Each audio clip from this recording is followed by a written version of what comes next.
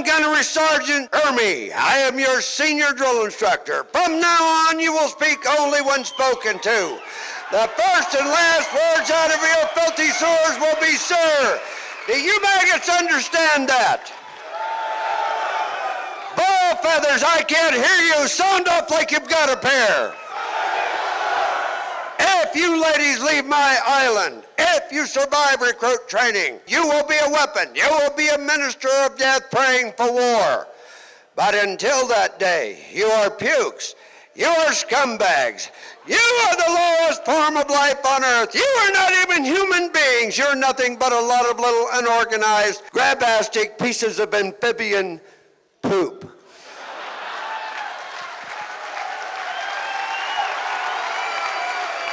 And you see, that just goes to show you that Marine Corps drill instructors do not need to talk dirty in order to accomplish the mission. All right. I have one more for you. A little religious communications might not be a bad idea at this stage of the game.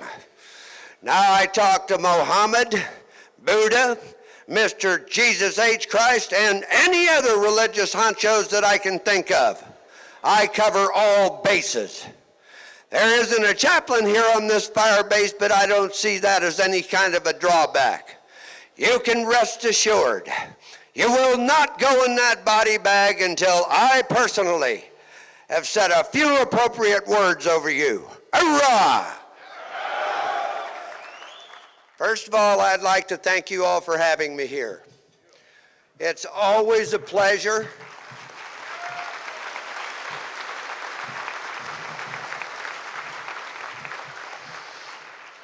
I do as many as 6 or 7 Marine Corps birthday balls every year. I enjoy each and every one of them. But this ball here is special to me because I am one of you. I am a drill instructor, and there is no question about that. I spent almost 3 years on the drill field in 1965, 6, and 7. And I feel as though this is my ball.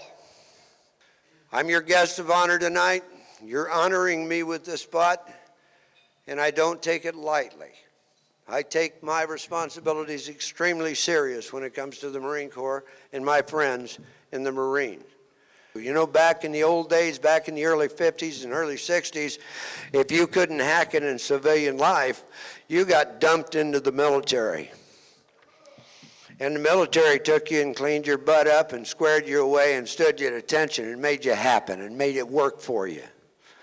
They keep telling me all the time, they've been telling me through the years that, you know, the recruits these days are better and smarter.